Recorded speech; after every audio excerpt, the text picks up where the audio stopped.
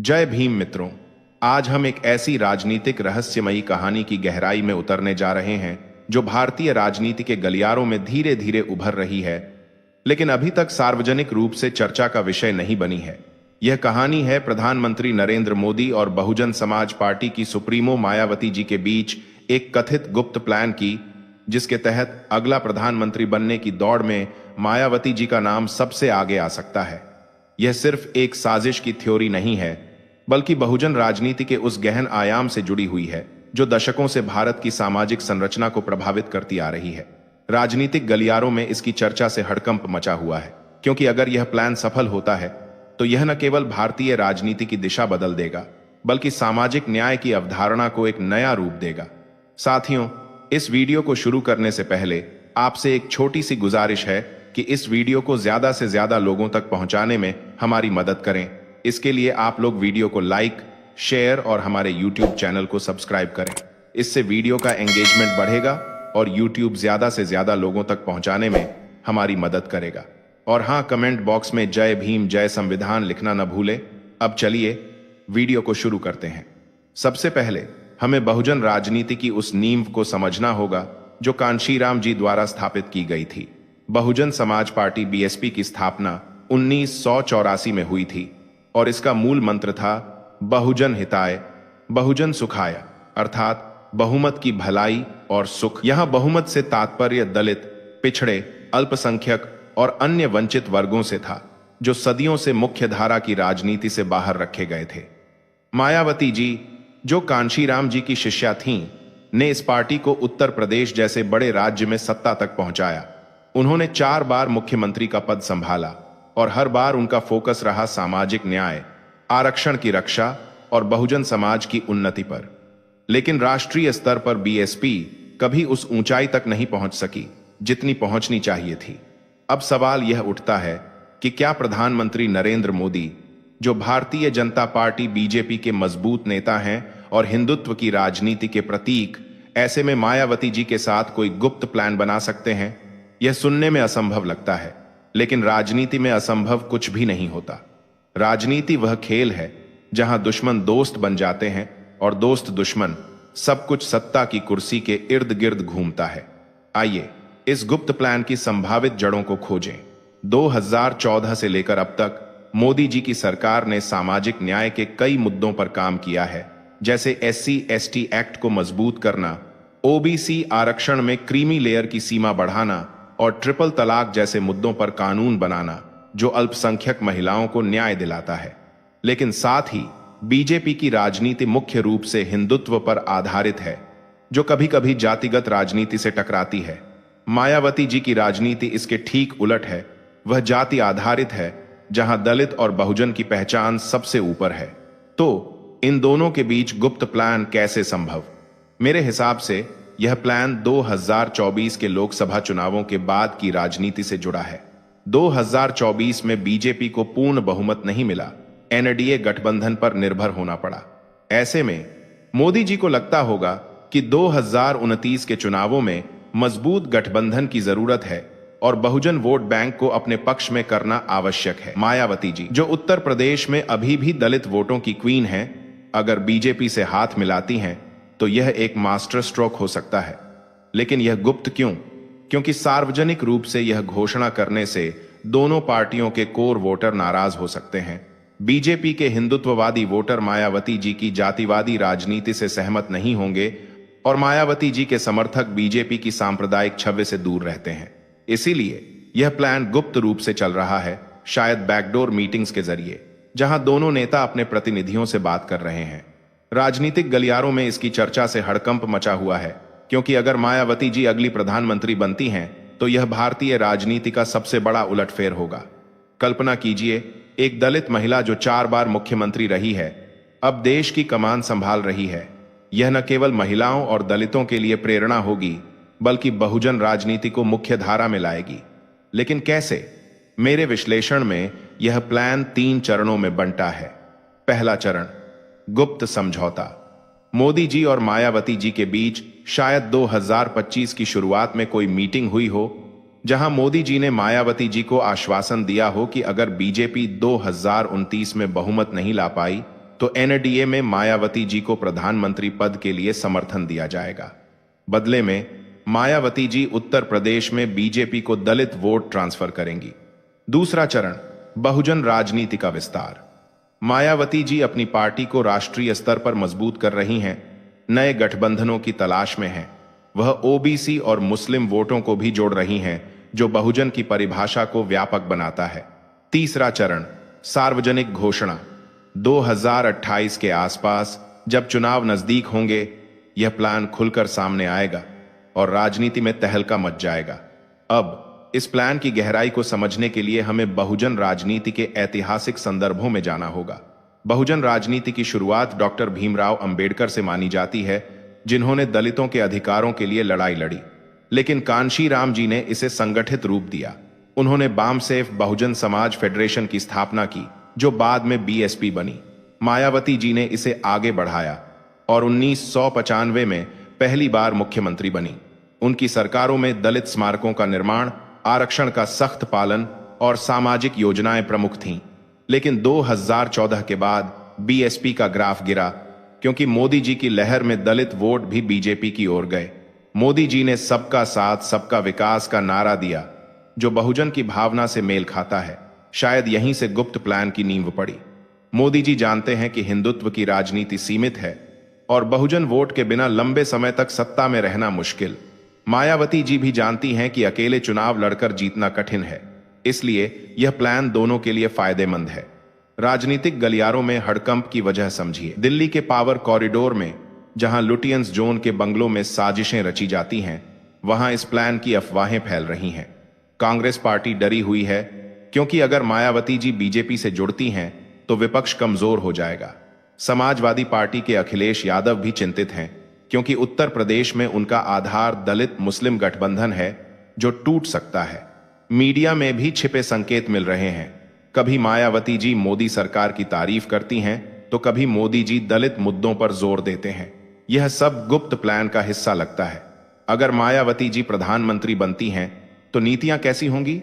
मेरे हिसाब से आरक्षण को और मजबूत किया जाएगा, दलित उद्यमिता को बढ़ावा मिलेगा और सामाजिक न्याय की नई योजनाएं आएंगी। लेकिन चुनौतियां भी होंगी। हिंदुत्ववादी गुट विरोध करेंगे और मायावती जी को अपनी छवि बदलनी पड़ेगी। इस पूरी कहानी को और गहराई से समझने के लिए हमें भारत की जातिगत राजनीति के सामाजिक आर्थिक पहलुओं पर गौर करना होगा। भारत में जाति एक ऐसा सिस्टम है जो सदियों से समाज को बांटता आया है। बहुजन राजनीति इसी बंटवारे के खिलाफ है, लेकिन विडंबना यह है कि यह खुद जाति पर आधारित है। मायावती जी ने इसे सोशल इंजीनियरिंग कहा, जहां विभिन्न जातियों को एकजुट किया जाता है। मोदी जी की राजनीति में भी सोशल इंजीनियरिंग है, ओबीसी वोट को मजबूत करना, जहां मोदी जी खुद ओबीसी हैं। तो दोनों की राजनीति में समानता है। गुप्त प्लान शायद इसी समानता पर टिका है। कल्पना कीजिए, 2029 के चुनाव में बीजेपी और बीएसपी का गठबंधन, जहां मोदी जी राष्ट्रपति बन जाते हैं और मायावती जी प्रधानमंत्री। यह एक सपना जैसा लगता है, लेकिन राजनीति में सपने हकीकत बन जाते हैं। अब इस प्लान के संभावित प्रभावों पर विचार करें। सबसे पहले बहुजन समाज में उत्साह आएगा। दलित युवा जो आज शिक्षा और नौकरियों में संघर्ष कर रहे हैं, उन्हें एक नई उम्मीद मिलेगी। मायावती जी की जीवनी खुद एक प्रेरणा है, एक साधारण परिवार से उठकर सत्ता के शिखर तक। उनके पिता सरकारी क्लर्क थे और उन्होंने कानून की डिग्री ली। राजनीति में आने से पहले वे अध्यापिका थीं। कांशीराम जी ने उन्हें तैयार किया और आज वे एक आइकन है। अगर वे प्रधानमंत्री बनती हैं, तो महिलाओं के सशक्तिकरण में क्रांति आएगी, लेकिन विरोध भी होगा ऊपरी जातियों से, जो आरक्षण से असंतुष्ट हैं। राजनीतिक गलियारों में हड़कंप इसलिए है क्योंकि यह प्लान मौजूदा पावर स्ट्रक्चर को चुनौती देगा। इसके अलावा अंतरराष्ट्रीय स्तर पर इसका असर पड़ेगा। भारत जैसे बड़े लोकतंत्र में एक दलित महिला का प्रधानमंत्री बनना विश्व मीडिया की सुर्खियां बनेगा। अमेरिका, जहां ब्लैक लाइव्स मैटर जैसे आंदोलन चलते हैं, वहां इसे सामाजिक न्याय की जीत माना जाएगा। मोदी जी, जो वैश्विक नेता हैं, शायद इस प्लान से अपनी विरासत को मजबूत करना चाहते हैं। एक ऐसा भारत जहां सभी वर्गों को प्रतिनिधित्व मिले। मायावती जी भी अपनी विरासत छोड़ना चाहती हैं, क्योंकि बीएसपी का भविष्य अनिश्चित है। इस पूरी चर्चा में हमें यह नहीं भूलना चाहिए कि राजनीति अनिश्चितताओं से भरी है। यह गुप्त प्लान सिर्फ एक संभावना है, लेकिन अगर यह सच होता है तो भारतीय इतिहास बदल जाएगा। बहुजन राजनीति, जो आज हाशिए पर है, मुख्य धारा में आएगी। राजनीतिक गलियारों का हड़कंप इसी डर से है, बदलाव का डर। दोस्तों, यह कहानी यहीं खत्म नहीं होती। यह तो शुरुआत है। हम आगे और गहराई में जाएंगे, विभिन्न पहलुओं को छुएंगे ताकि आप पूरी तस्वीर समझ सकें। चलिए अब इस प्लान के ऐतिहासिक समानताओं पर नजर डालें। भारतीय राजनीति में ऐसे गुप्त प्लान पहले भी हुए हैं। उदाहरण के लिए 1996 में जब एचडी देवेगौड़ा प्रधानमंत्री बने तो वह भी एक अप्रत्याशित गठबंधन का नतीजा था। या 2004 में मनमोहन सिंह का चुना जाना, जो सोनिया गांधी के फैसले से हुआ। इसी तरह मोदी मायावती प्लान भी एक अप्रत्याशित मोड़ हो सकता है। मायावती जी की राजनीतिक यात्रा को देखें। 1989 में पहली बार सांसद बनी, फिर 1995 में मुख्यमंत्री। उनकी सरकारों में अंबेडकर गांव योजना, जहां दलित गांवों का विकास हुआ, या कांशीराम आवास योजना जैसी स्कीम्स, ये सब बहुजन राजनीति के उदाहरण हैं।